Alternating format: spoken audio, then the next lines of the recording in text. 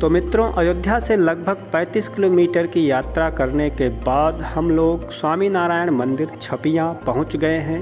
यह मंदिर स्वामी नारायण संप्रदाय के लोगों के लिए पवित्र तीर्थस्थल के रूप में है, क्योंकि यहीं पर स्वामी नारायण का जन्म हुआ था। अभी स्वामी नारायण के जन्मस्थली छपिया गांव में जो मंदिर बना है प्रवेश कर रहे हैं। 3:30 बजे मंदिर खुलता है दोपहर बाद, और इस सामने भव्य मंदिर आपको दिख रहा है। आपको बता दें कि अभी कोविड का सीज़न चल रहा है, जनवरी का महीना, मकर संक्रांति का दिन, इसलिए बाहर के जो दर्शनार्थी हैं वो नहीं आ रहे हैं। नहीं तो यहाँ गुजरात प्रांत से बहुत अधिक दर्शनार्थी आते हैं सामान्य दिनों में।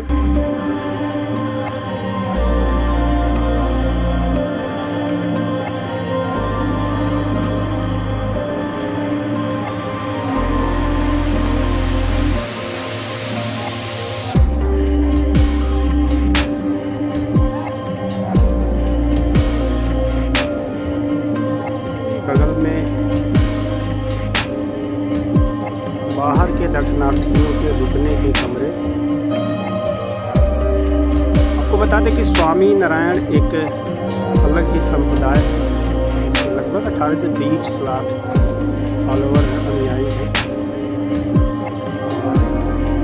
स्वामी नारायण का जन्म स्थान यही है, गोंडा जनपद में। गेट से एंट्री करने के बाद आपको परिसर में 2 मुख्य मंदिर दिखाई देंगे। एक पहला मंदिर है, इसकी भव्यता आप देखिए कि किस प्रकार इस मंदिर को बनाया गया है सफ़ेद संगमरमर से। खंभे पर बहुत ही अच्छे ढंग से नक्काशी की गई है। अभी पीछे वाले मंदिर को देखेंगे तो उसमें और अच्छे ढंग से नक्काशी की गई है, लेकिन अभी आप इस पहले मंदिर को देखिए जो ठीक सामने है। अभी हम लोग इस मंदिर के अंदर भी चलेंगे और अंदर से देखते हैं कि मंदिर कैसा दिखता है।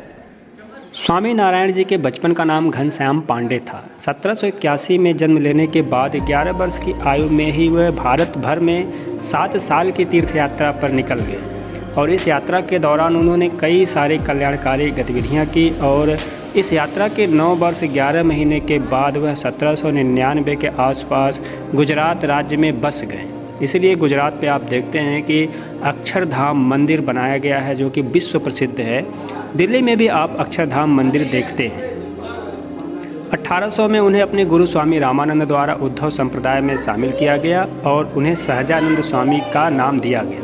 1802 में अपने गुरु के द्वारा उनकी मृत्यु से पहले उन्हें उद्धव संप्रदाय का नेतृत्व सौंप दिया गया। सहजानंद स्वामी ने एक सभा आयोजित की और स्वामी नारायण मंत्र को पढ़ाया। इस बिंदु से वह स्वामी नारायण के रूप में जाने जाते हैं। उद्धव संप्रदाय को स्वामी नारायण संप्रदाय के रूप में जाना जाता है।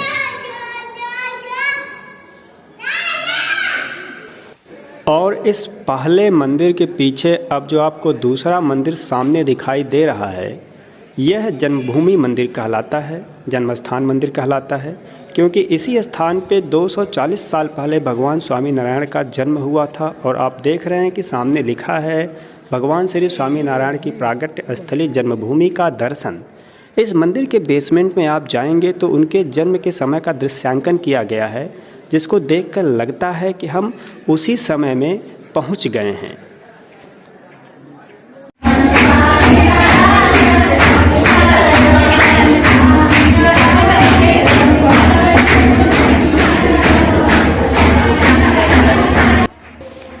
और ये भगवान स्वामी नारायण जब बाल रूप में छोटे थे उसका दृश्य है। उनके परिवार के लोग बैठे हुए हैं, उनसे जुड़ी हुई कुछ वस्तुएं भी रखी गई हैं और कुछ वस्तुएं बाद में रखी गई हैं, जिससे कि उस समय के दृश्य को दिखाया जा सके और भक्त कल्पना कर सके कि उस समय का दृश्य कैसा था। आज के लगभग 250 वर्ष पहले, 240 वर्ष पहले कैसा घर रहा होगा, और उस समय के बर्तन कैसे थे, उनके झूले कैसे थे। ये देखिए चक्की रखी गई है। कई सामान तो उस समय के हैं और बहुत सारे सामान को बाद में रखा गया है, लेकिन यहाँ पर देखकर बहुत ही अच्छा लगता है और ऐसा लगता है कि हम उसी समय में चले आए हैं। नीचे जन्मस्थान के दर्शन के बाद अब ऊपर आ गए हैं और ऊपर आप देख रहे हैं यहाँ पर किस प्रकार की नक्काशी की गई है खंभों पर। और यहाँ पर भगवान स्वामी नारायण बाल रूप में प्रतिष्ठित हैं, जिसका भक्तगण दर्शन करने आते हैं। यहाँ पर जो आप दरवाजे देख रहे हैं और उनकी जो गद्दी है, ये सब सोने का है। यहाँ पे सामने आप देख रहे हैं भगवान स्वामी नारायण बाल रूप में विराजमान हैं।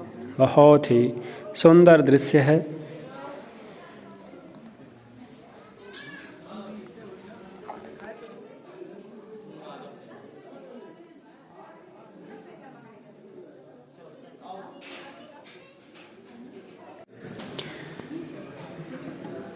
और यह स्वामी नारायण की मोहक छवि है। मकर संक्रांति होने के कारण आज दरबार को पतंगों से भी सजाया गया है।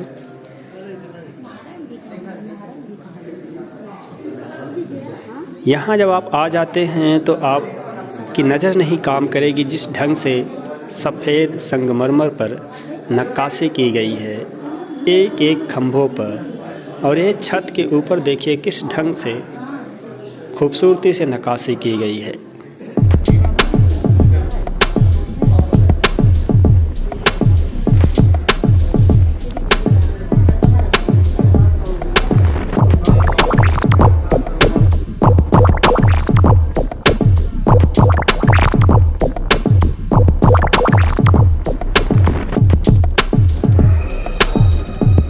नक्काशी आप देख सकते हैं इस मंदिर की, जैसे अक्षरधाम अगर आपने देखा होगा तो दिल्ली में काफ़ी कुछ मिलता जुलता जिस तरह की नक्काशी है। और करीब से अगर आपको दिखाऊं तो आप देख सकते हैं।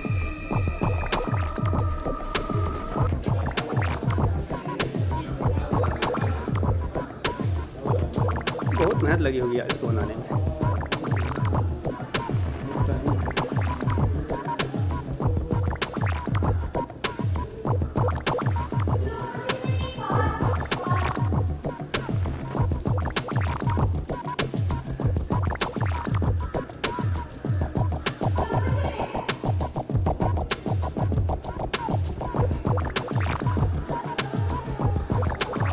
हर अलग अलग देवी देवता की मूर्ति है ना।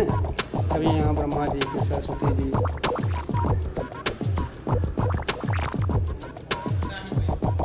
चारों तरफ।